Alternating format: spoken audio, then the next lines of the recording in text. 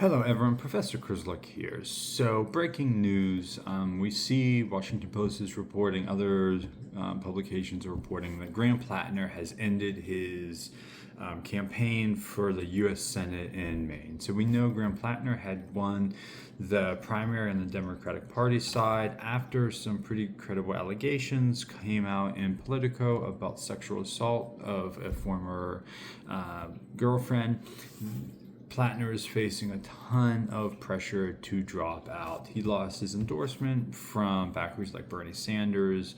Pretty much all the backers that his endorsements had rescinded those endorsements. So we kind of figured this was going to happen. Although Platner, for a couple days now, hadn't really said anything. That first day when the Politico report came out, he said he was going to take a couple days to think about what steps were next, and then kind of went radio silent. We did see some reports, some videos circulating from the Maine Democratic Party saying we will not support Graham Platner. We want to go in a different direction.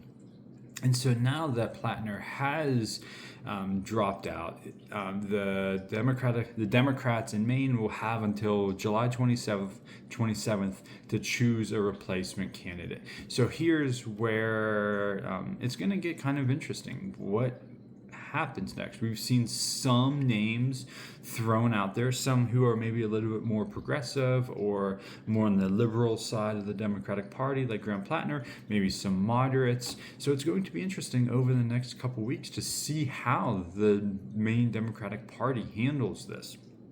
And this is an important race.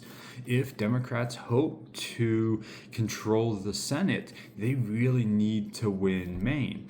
Maine itself is a relatively Democratic state. When we look at Kamala Harris, when we look at Joe Biden, they won the states. But the Senate seat is held by a Republican. So this is a seat that the Democrats really need to win if they hope to control the Senate. For a while there, the polling showed that Graham Platner was doing well, but then allegations and more allegations and more allegations came out against him. So it'll be interesting to see now that with Platner dropping out, who the Democrats choose, and then kind of, can the Democrats still win this seat?